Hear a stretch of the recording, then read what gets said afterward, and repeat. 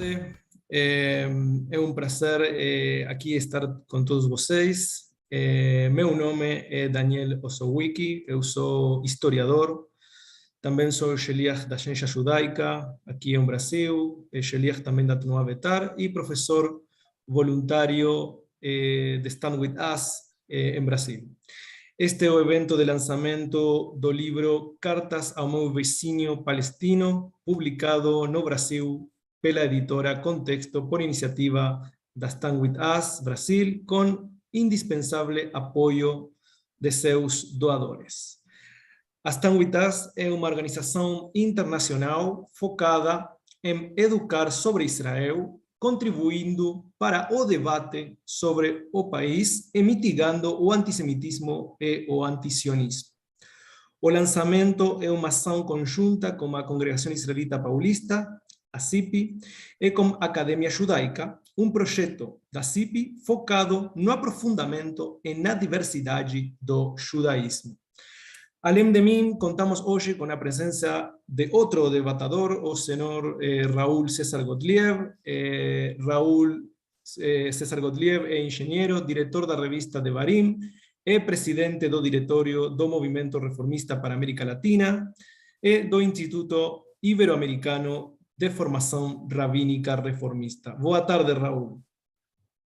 Boa tarde, é um prazer estar aqui e contribuir com esse evento tão importante, nesse trabalho tão importante que a Stand With Us faz, de trazer literatura judaica moderna, sionista, para o nosso idioma. Nós temos uma carência muito grande disso, então é importantíssimo, e evidentemente que o livro do Yossi Klein Halavi é um ponto alto nessa trajetória. Muito obrigado, Raul, pelas suas palavras. E, obviamente, nosso outro participante é o autor do livro, o reconhecido escritor Yossi Klein Halavi.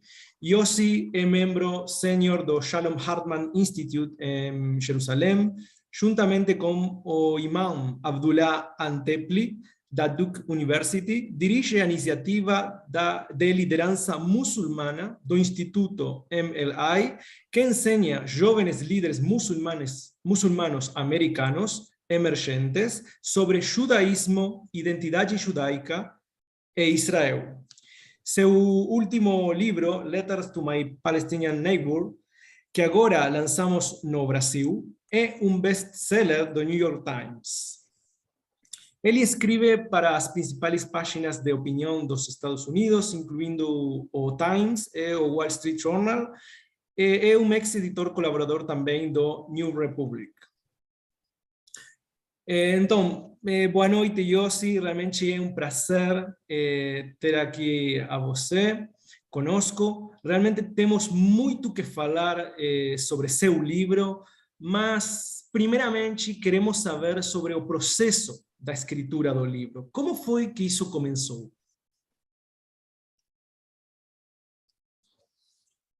Well, first of all, it's wonderful to be with all of you, and thank you for honoring my work. I'm very grateful as a writer, and it's just very exciting for me to be with you.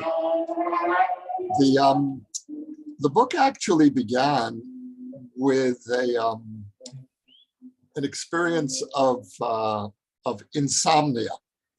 I wasn't able to sleep through the night, and I would sit here in my office where I'm sitting now in Jerusalem, looking out on the next hill, literally on the next hill where there are two Palestinian villages, maybe 1,000 meters from where I'm sitting, and separating my apartment, which is in the last row of buildings in Jerusalem. The West Bank is on the next hill. And separating my neighborhood from those Palestinian villages is the security barrier, the wall.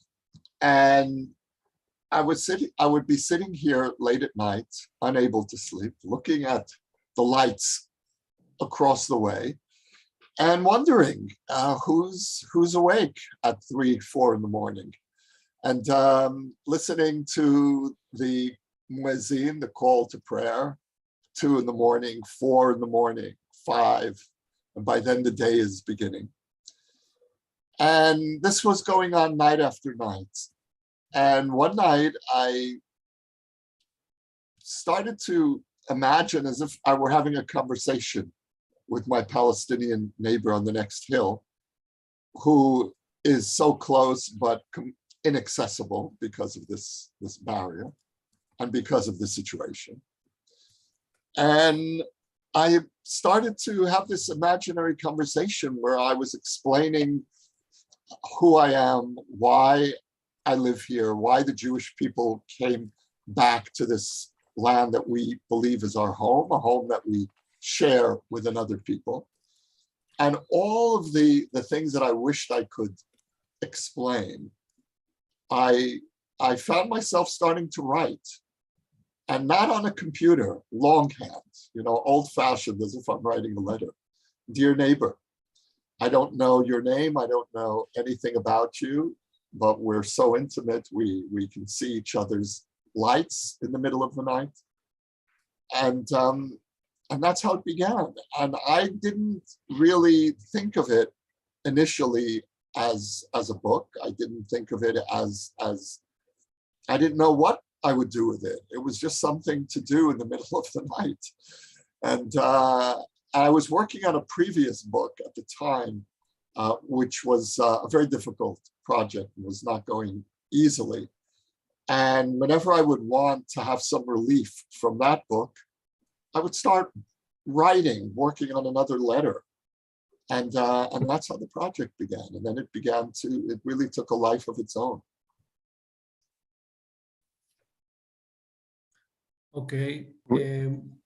Muito obrigado, Yossi, pela sua resposta. E eu gostaria agora, depois de escutar esta interessante introdução que Yossi fez, passar a palavra para Raul, para que ele comece também com outras perguntas que a gente tem preparadas. Okay, so Yossi, you address your letters to the Palestinian neighbor, not to the Palestinian leadership. Does it indicate that you believe there's a certain degree, maybe big or small degree, of misunderstanding between the Palestinians? I refer Palestinians as the Israeli Arabs as well, because they are misspelled as Israeli Arabs. They are Palestinian Arabs, Palestinian Israelis, and the Palestinians. You think that there's a big misunderstanding between them, between the Israeli population and the Palestinian population in this region, and that we don't understand each other, and this is why we have this conflict that is going forever? You think that explaining it will make something, it will make a difference? It's interesting. Amos Oz, the late Israeli novelist, once said that the problem between Israelis and Palestinians isn't that we don't understand each other, it's that we understand each other too well. And both sides want the same thing. They both want the same land. So in one way, I don't think there's a misunderstanding about the basic conflict. Both sides understand that the other believes that all of this land, from the Jordan River to the Mediterranean Sea, belongs to them. And this is a war over a shared patrimony.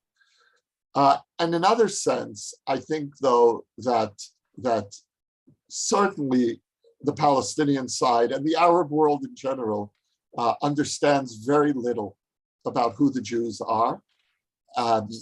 What I've experienced in my work with Muslim-Jewish relations is that Muslims don't understand what it means for the Jews to be a people. Muslims tend to say, we have no problem with the Jews as a religion, it's only Zionism that we have a problem with. And the core of my understanding of Jewish identity is that we are a people with a particular religious identity. And so what I was really, the first thing I was trying to explain in this book, before even getting into the conflict, is who are the Jews? And why do we have an attachment, a religious attachment? And I'm speaking as a religious Jew, and I'm writing this book as a religious Jew to what I imagine to be a religious Muslim. And what is the connection between people, religion, land? How does it all fit together? And that really comes out of, you had mentioned Daniel, you had mentioned the Muslim Leadership Initiative project that I'm involved with. And so I've had almost a decade of experience working with Muslim American leaders who come from the most educated backgrounds. They come from the best American universities, and yet have very little understanding of how Jews understand themselves. And my purpose in this book is the same purpose that I have with this Muslim project, the Muslim American project. It's not to convince anyone of my narrative. It's to explain how Jews understand themselves. That's all. And that's my job. I can't do anything more than that. And so, but I do have a responsibility to try to explain to my neighbors who we are and what they're not understanding about us. Because when they read about us in their newspapers and magazines and hear about us on their TV shows, we are not recognizable to me. We're not a people. We're thieves. We invented our story. We have no roots in this land. And so I felt this need to write the book and to invite my neighbor to respond. This was not intended to be a one-way preaching. I'm telling you my story, and I would like to hear your story. And just as you're not going to convince me of your narrative, I won't convince you either. But the reason why I felt, and maybe with this I'll end now, the reason that I felt we need to hear each other's narratives is because the way in which this conflict is conducted is as an attempt to erase the other side. The other side is not a real people, and there are many Jews, many Israelis on the right who will say the same about the Palestinians. It's not only Palestinians who say that we're not a real people, they're not a real people either. And so at the very least, let's get to the point where we understand that we're fighting as two actual real peoples. And if we can get to that point, I think that we'll really be making a major step forward in this conflict. Muito obrigado, Yossi, pela resposta. Raul, você quisera dizer alguma coisa mais? Yeah, there is an idea to try to solve the conflict or to try to ameliorate the conflict by step, little steps, ameliorating the situation of the lives of the Palestinians in the West Bank. And in this way, to become less aggressive between the people and to reach something in a few years, in a long time or short time. But what do you think about that? Look, I think that we have to do it for basic decency, for moral reasons. If you're asking me honestly whether I think it's going to contribute, Israelis are understandably very skeptical. And certainly Israelis of my generation who lived through the Oslo process in the 1990s, remember that we tried to do that. There were joint economic ventures, there were real attempts the international community invested billions of dollars into the Palestinian Authority. And where did it go?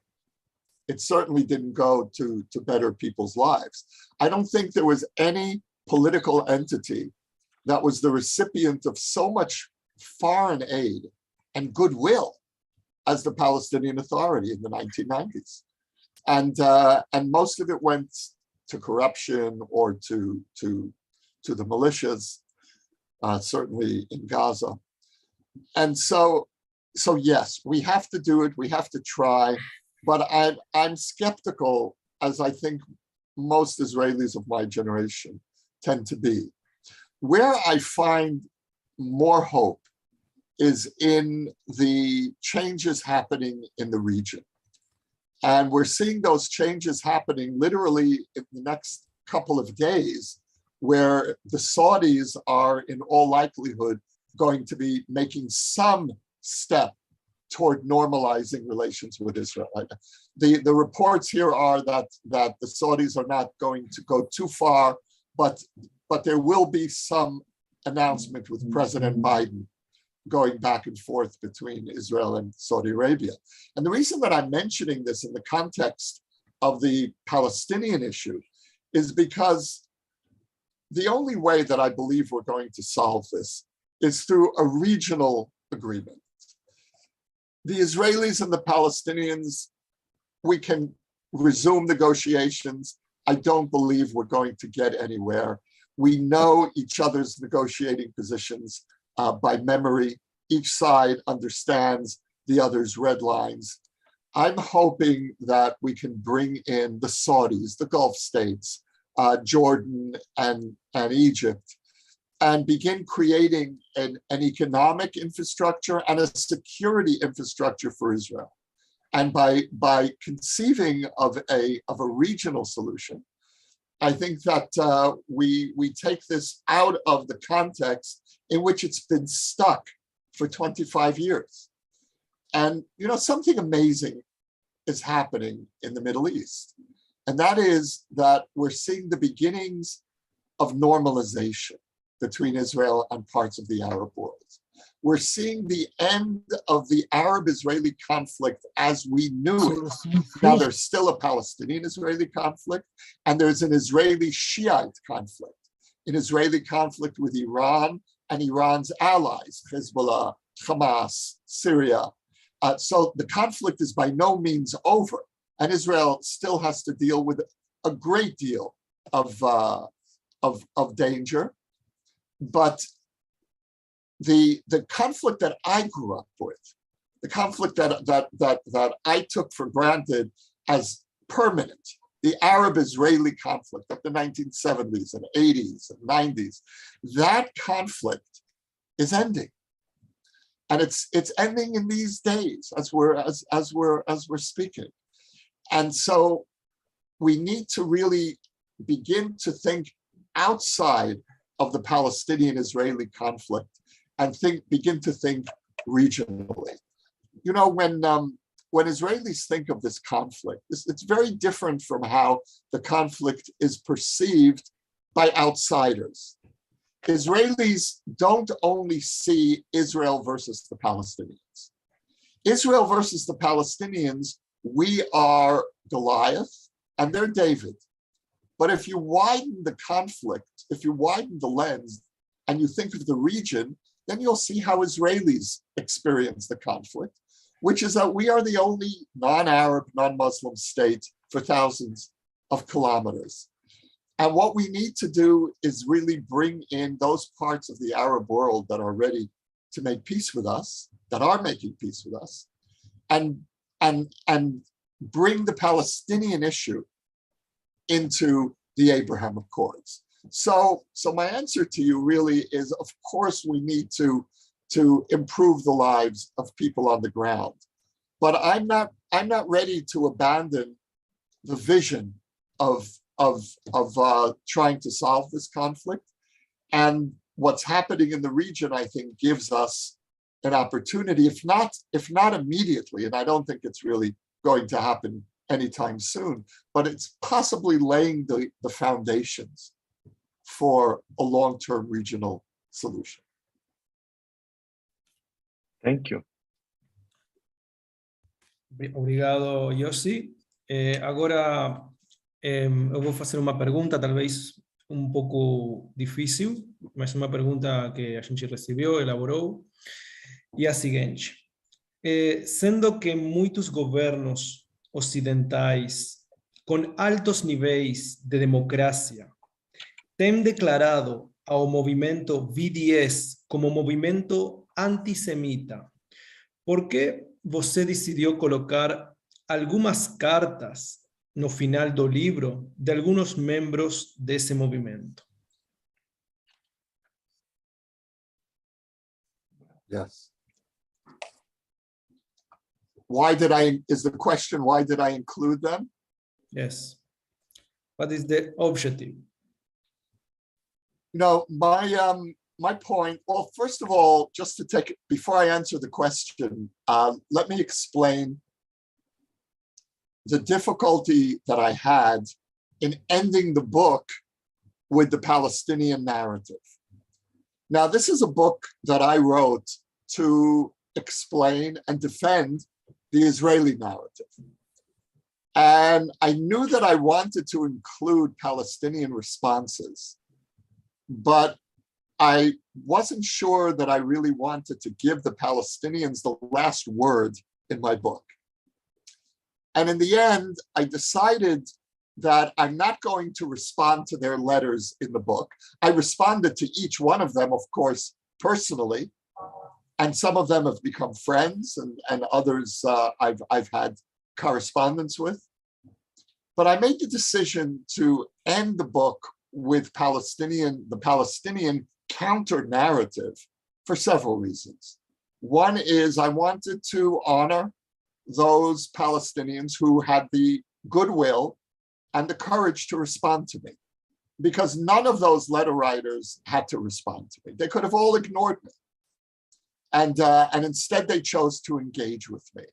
And the invitation that I put out in this book was not to engage with me on my terms, but engage with me on your terms. All I ask is that we have a respectful disagreement. We're never going to agree, Palestinians and Israelis. We're never going to agree about who's responsible for the refugee problem of 1948, or who's responsible for the collapse of the Oslo process. We can't agree on what happened a few weeks ago with the death of the Palestinian American journalist. Yes. Was she killed accidentally in the crossfire between Israelis and Palestinians? Was she killed accidentally by an Israeli? Was she killed deliberately by an Israeli? Was she killed deliberately by an Israeli under orders from the Israeli army to kill journalists? That's the Palestinian narrative. For Israelis, that's ridiculous. But we can't agree on anything. And so what I wanted to model in this book was a respectful disagreement over everything. And the only thing that I really expected, and these are the letters that I did include at the end. If you'll read them carefully, every one of those letters, even the BDS supporters, agree that the Jews are a people and that this is a conflict between two peoples that live in this land and have to come to terms. Even the BDS activist from Australia, Palestinian, who lives in Australia, he says he accepts the argument that the Jews have roots in this land, and both sides have to come to terms with each other. If you don't recognize my right to be here at all, then I have really nothing to talk to you about. But if you're ready to engage with me on the basic premise of this book, which is that this is a conflict between two indigenous peoples, two peoples that belong to this land, then I'm ready to disagree with you about everything else, because that for me is the heart of the conflict. And if you're ready to accept the legitimacy of a Jewish majority state, then I'm ready to argue with you about everything. And if you're asking me why I included BDS supporters, most Palestinians are BDS supporters. And what I was really trying to do here is engage Palestinians where they are without compromising where I am. I don't feel that I gave in on any point of my own narrative. And if you, as a Palestinian, are ready to engage with my narrative, then I'll accept you as you are, and we'll talk. You know, the other thing here is that I don't represent anybody. I'm not a government official. I'm a writer. I represent myself, and I'm ready to engage with anyone who's ready to engage with me. That's my approach here.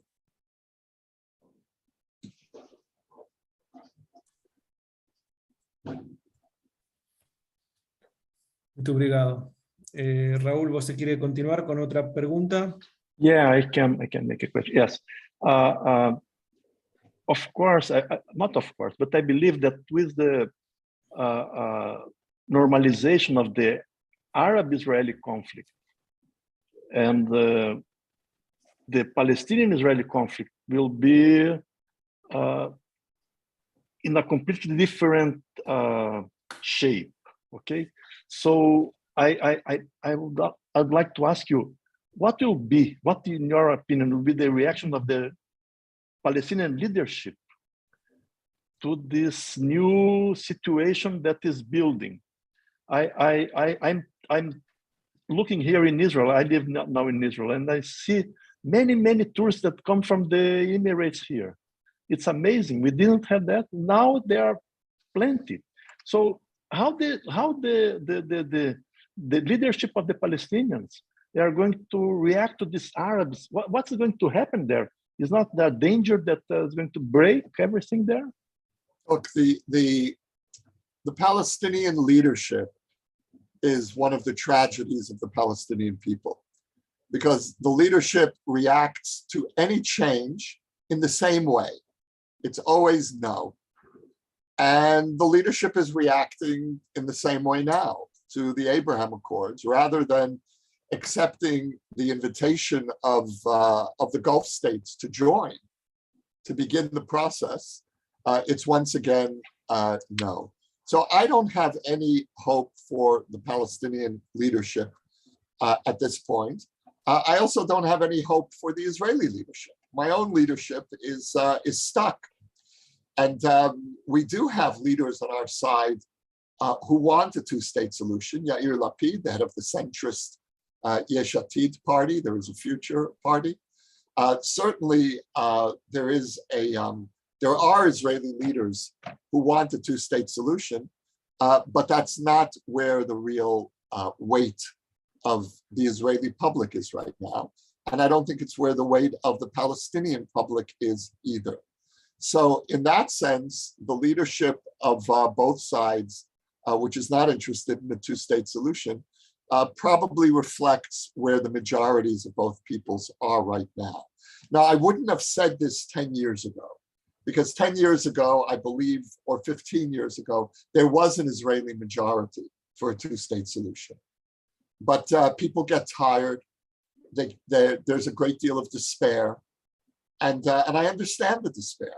I understand that on both sides. I think both sides have done a very good job of convincing the other that there's no one to make peace with. So I don't look toward the leadership. And you know, when this book came out, I was invited to go to Ramallah and meet Palestinian leaders. And then 2 days before I was supposed to go, I was uninvited.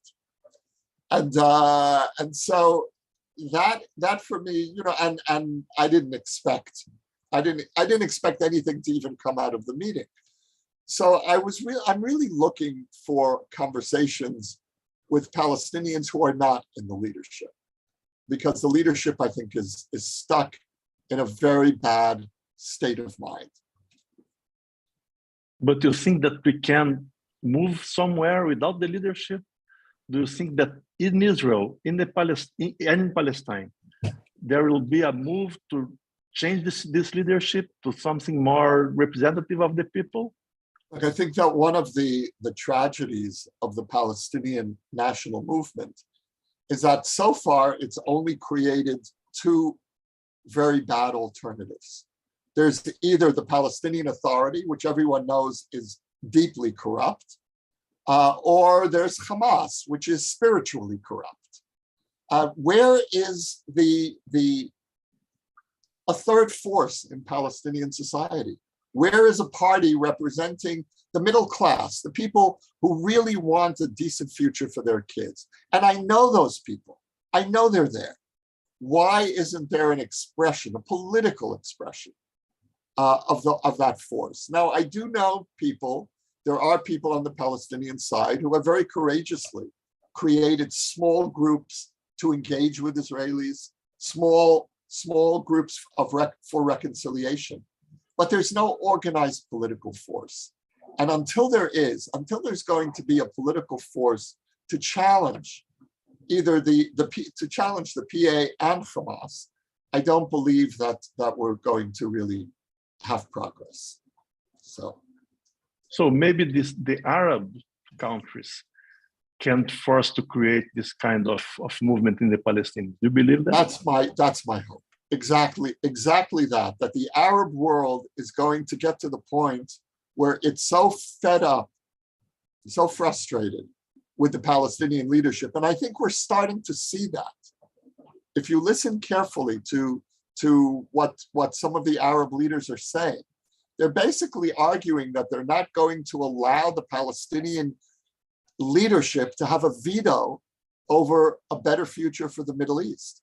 That's really a transformation. And what I'm hoping will happen is not that this generation of Palestinian leaders will suddenly say, oh, let's join this peace momentum, but that ordinary Palestinians will say, why are we allowing one opportunity after another to go by?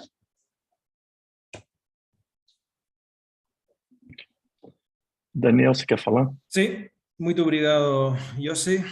Eu gostaria fazer agora outra pergunta, um pouco mais esperançadora, né?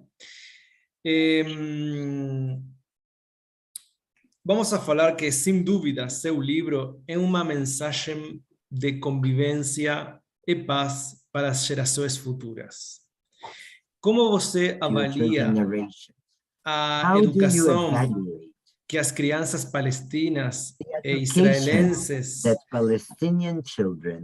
estão recebendo hoje em dia nesse sentido?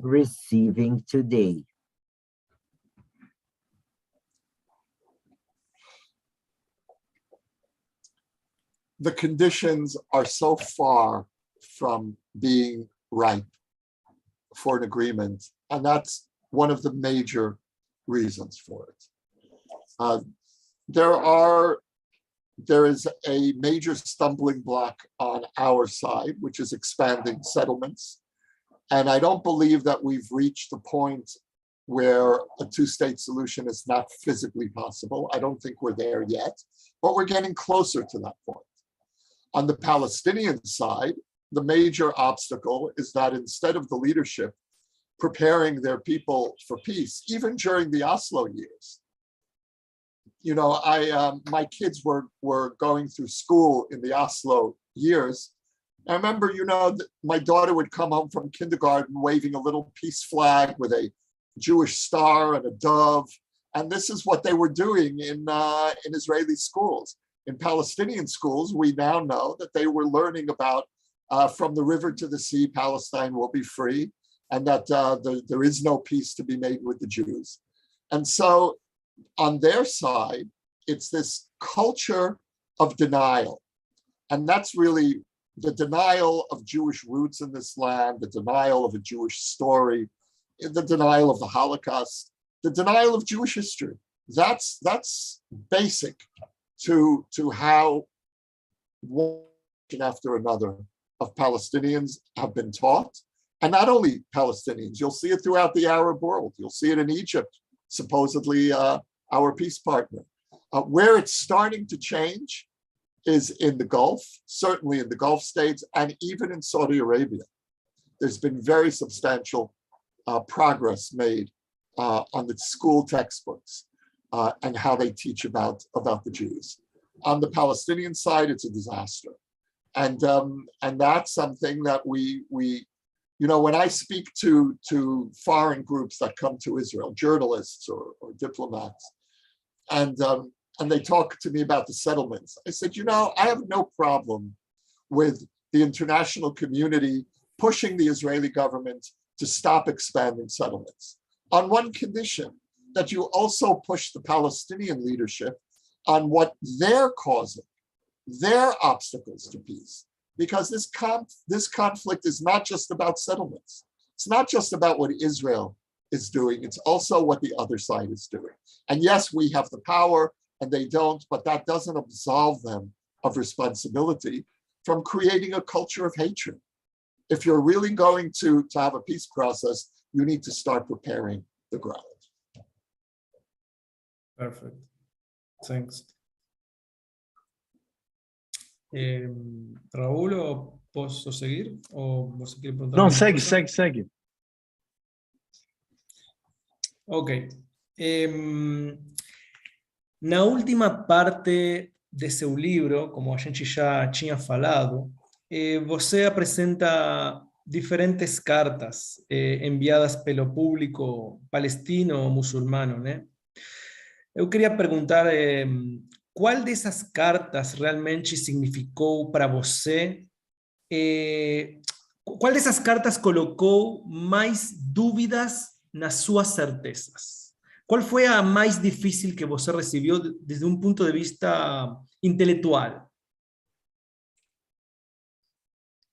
I don't hear a translation. Okay, I can ask in English. In the last part of your book, you present different letters sent by Palestinian or Muslim in public. We read the book, né? Which of these letters put your certains in more doubt? The last part of the question, could you repeat? I'm sorry. Which of these letters put your certains in more doubt?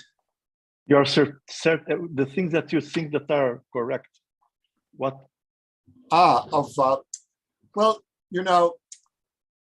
I have a very different narrative than the historical narrative that was expressed in these letters.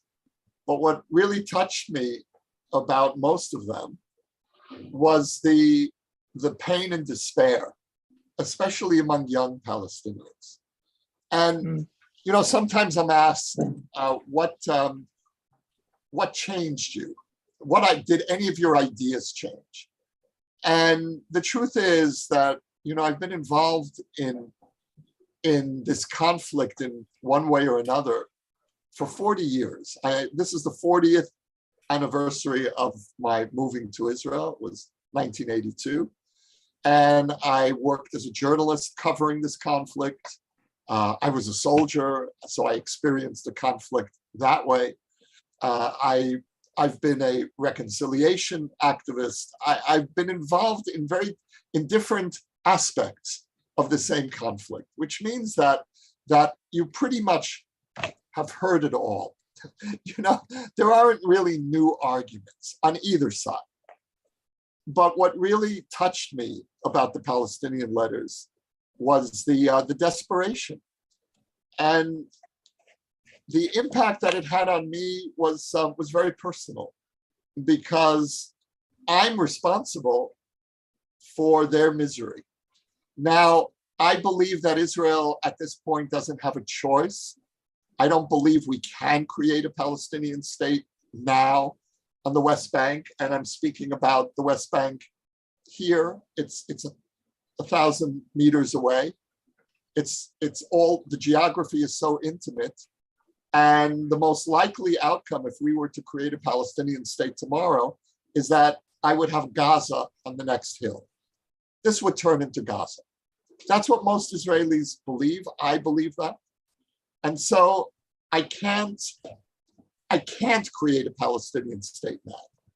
But reading those letters forced me to listen to the voices of Palestinians, to listen to the voice of Palestinian despair, and to own the consequences of what is being done by Israel. Again, I believe that we can't create a Palestinian state now, but I have to own what my side is doing.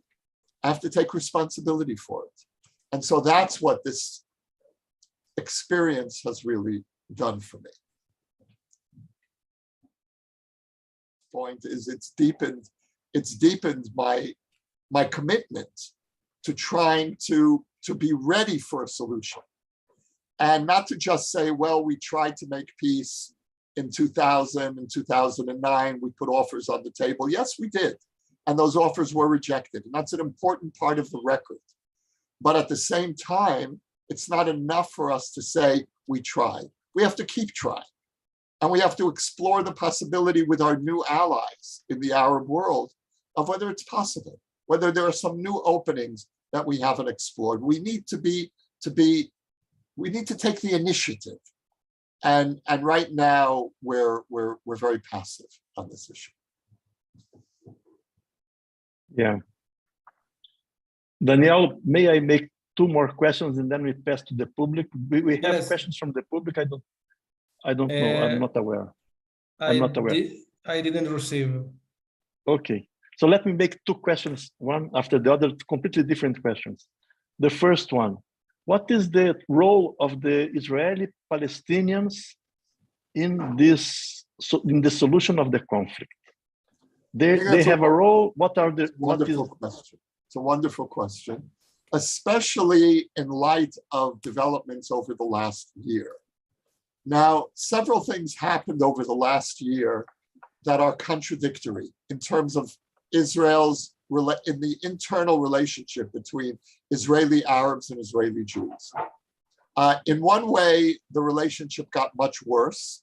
A year ago, we had riots in the mixed Arab-Jewish towns within Israel, where Arab mobs were attacking their Jewish neighbors, and then Jewish mobs began attacking their Arab neighbors.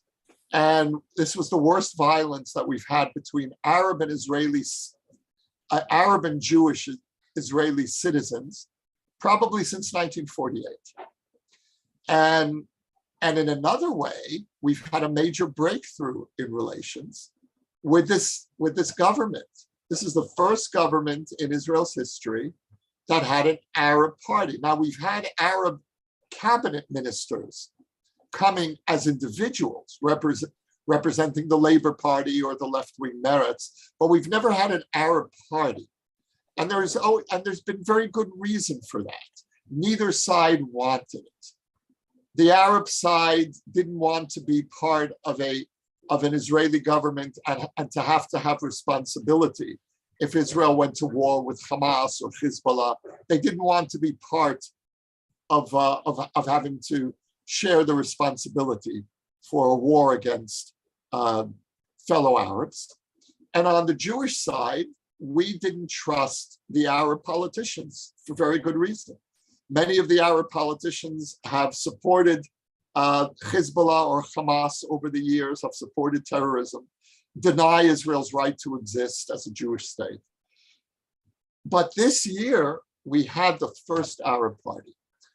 And what was so extraordinary about it is that this was not just an Arab party, it was an Islamist party, a party with Muslim Brotherhood roots. And what made it even more extraordinary is that the leader of this party, Mansour Abbas, declared a few months ago that Israel is a Jewish state, it was created as a Jewish state, and it will remain a Jewish state. So what that tells me is that when we, the Jewish majority, treat our fellow Arab citizens as part of the process, we bring them in and they have a stake in the process, then there's an opening that's created for Arab Israelis to accept the legitimacy of Israel as a Jewish state. And that's what happened this year. Many Israeli Jews didn't notice that or just dismissed it. But I think something historic happened here. And so to answer your question, to connect it with what's happened in the last year, there's a shift that's happening in part of the Arab-Israeli community, a willingness to finally come to terms with the right of the Jewish people to a state, provided that that state is not only Jewish, but also democratic. And this government modeled what it means to be both a Jewish and a democratic state. That was the beauty of this government. And so my hope is that before we were speaking about the changes in the region, and now we're speaking about the changes within Arab society inside Israel.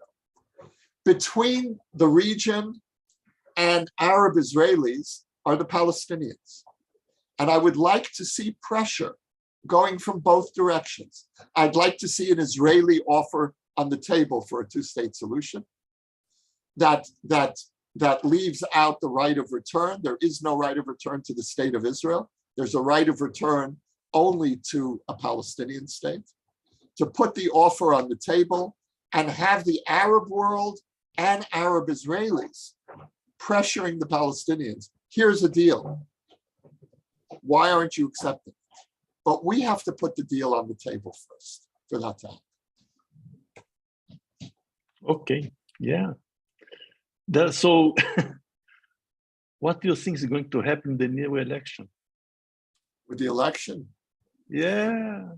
I'm very worried.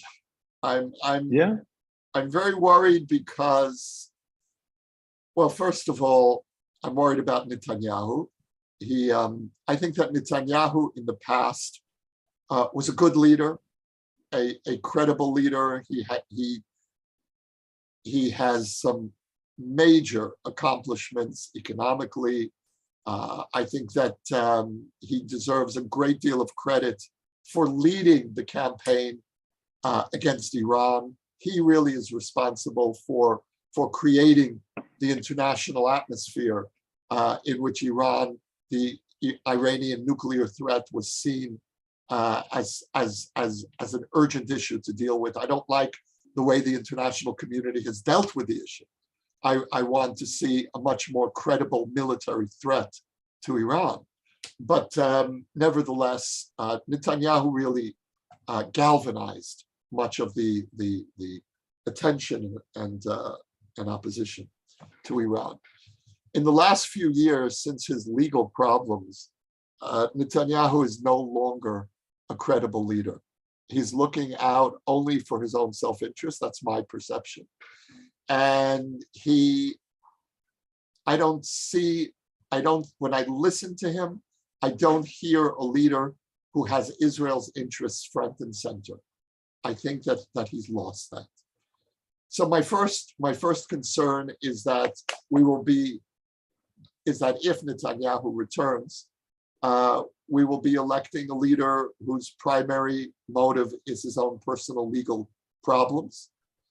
I think that Netanyahu will try to dismantle much of the legal system, and that is a major threat to Israeli democracy.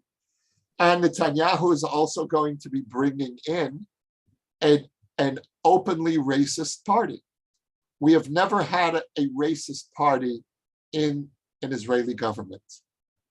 And Netanyahu has legitimized this party.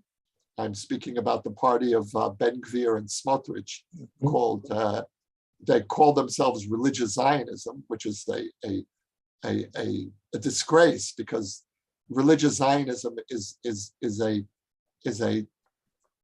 movement, a historic movement with a great deal of legitimacy, and it's an essential part of the Israeli story. And they've hijacked that name for an extreme right-wing racist party. And so I'm really worried about that coalition. I'm worried about the ultra-Orthodox coming back in.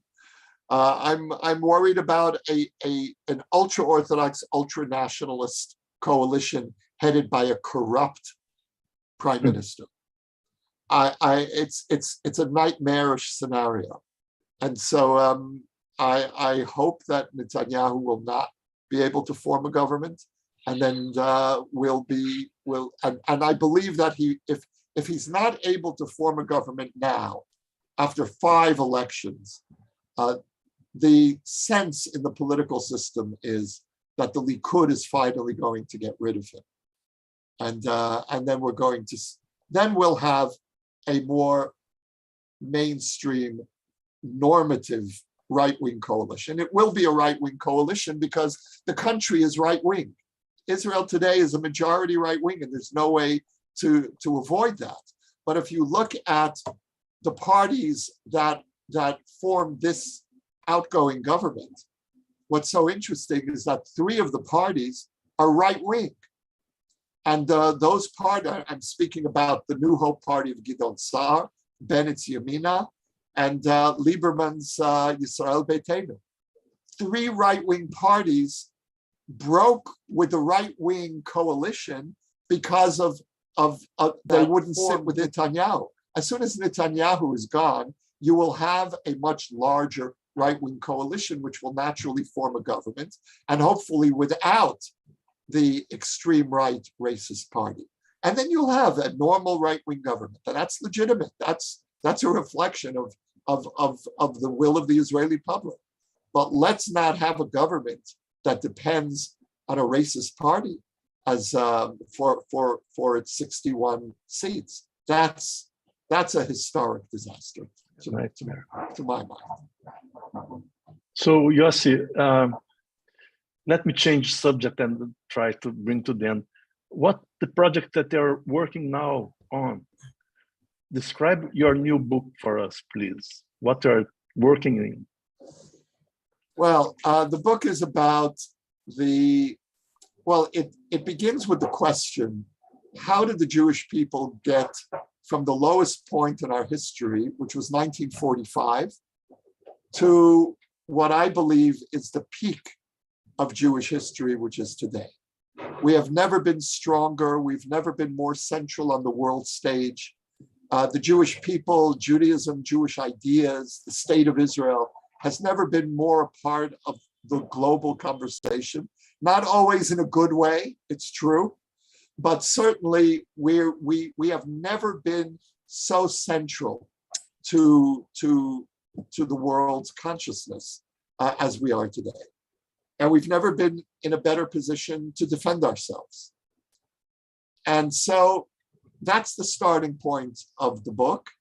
And the book makes the argument that the Jewish people today, we need to rethink our relationship with the Holocaust, and that we are not a victim people. We are not just the people that experience the Holocaust. We are primarily the people that defeated the Holocaust, that overcame the Holocaust. And so I'm looking at how we did it.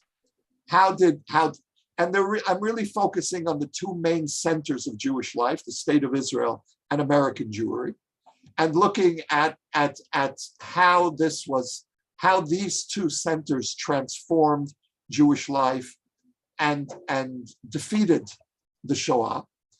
And then I'm going to look at the problems that the Jewish people are facing in the 21st century, the rise of anti-Zionism, the growing disunity within the Jewish people, and looking at how we can deal with the issues that we're facing from this perspective of the Jews as a survivor people that had the wisdom and the strength to defeat the worst blow in our history.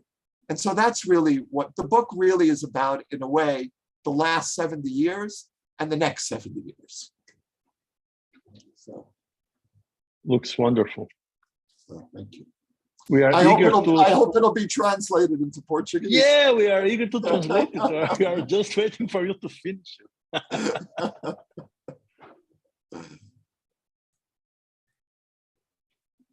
We have a question, right?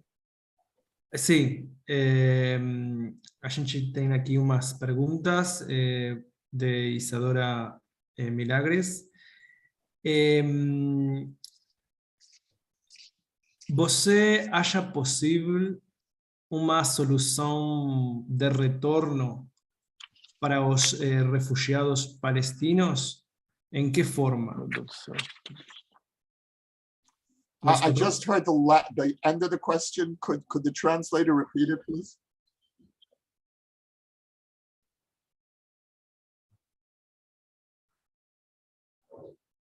Is someone translating? Yes, yes. Okay. I hear it now. Yes, yes. Could you repeat the question? Ok. Se você acha possível que o tema dos refugiados tenha uma solução, se realmente pode se dar o retorno dos refugiados palestinos. Well, first of all, we're not talking about refugees anymore. We're talking about the descendants of refugees, and that's a very important distinction to make. Secondly, the descendants of refugees will never be able to return to a country that they didn't live in, which is the state of Israel. There will be no return to the state of Israel. But if there is a two-state solution, then of course the Palestinian state will absorb any Palestinians from their diaspora who want to go home. In the same way that I, as an American-born Jew, showed up one day at Ben Gurion Airport and said, "I'm home and I want citizenship." The Palestinian state, I imagine, will function in the same way. But there certainly will not be what the Palestinians call a right of return to Israel. That's never going to happen. No matter which party is in power in Israel. Ok, thank you. Y otra pregunta también de Isadora. Daniel, ask him in English. Is better. Okay. So, what do you think about the recently visit of President Biden in Israel? How this visit has an influence in the Israeli political? In influence on what? Of the visit of Biden in the political of Israel. Oh, you mean in terms of our election? Yes. Well, it's Biden obviously is hoping that Yair Lapid will win. I don't see any real possibility of that happening. The hope is that even a few parliamentary seats will shift from the right to the center. And if that happens, then Netanyahu will not be able to put a government together. And then we'll have a different coalition. So I don't think, and I'm speaking as a centrist voter. I'm a Yair Lapid supporter. My camp is not going to win. But we can try to prevent Netanyahu from winning. And then a more legitimate right-wing coalition will come to power with Lieberman supporting it, with Gideon Saar and Benny Gantz, the blue and white party. So I think we're really looking at and I hope that Biden, by standing so, I think that we've seen a very interesting interaction in the last day between the last 2 days between Yair Lapid and Biden. I think Lapid has grown in his public stature in Israel, and the latest polls show that Netanyahu is now leading against him on a personal basis. They ask who is most fit to be prime minister. Now, in a coalition system, it doesn't matter because you vote for a party. But Netanyahu in the past was leading by 20, 30 points. Now he's leading by 8 or 9 points. So I'm hoping that Biden's visit will move a few seats from the right to the center. And that could make a tremendous difference in the elections. We just need 2 seats, right? Yeah, that's it. That's right. Okay. So we are. Yes. No, sorry. No, please, Raul. No. I'm just aware that we are finishing our time. It's about 3 o'clock in Brazil. Yes. So Yossi, we want really to thank you so much for staying with us today.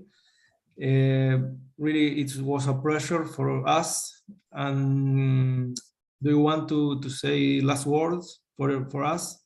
Yeah, well, first of all, it was a pleasure for me as well, and I'm very grateful to all of you for standing with Israel, for upholding the good name of Israel and the Jewish people. And I know it's not always easy, not in Brazil and not in other places. And I'm very, very appreciative for all the work that you do. And I'm delighted to meet the Brazilian Jewish community. This is a new experience for me, and really, really happy to be in Portuguese, to be a Portuguese writer, to be a Brazilian writer, and I look forward to further engagement. Thank you. Ok. Eu queria também agradecer muito a presença de Raul, Gottlieb, também para todo a equipe da CIPI, de Stand With Us, que fez possível realmente este evento. Também falar que esta conversa vai ficar disponível nos canais de YouTube de CIPI, Editora Contexto, Stand With Us Brasil, se vocês querem novamente assistir.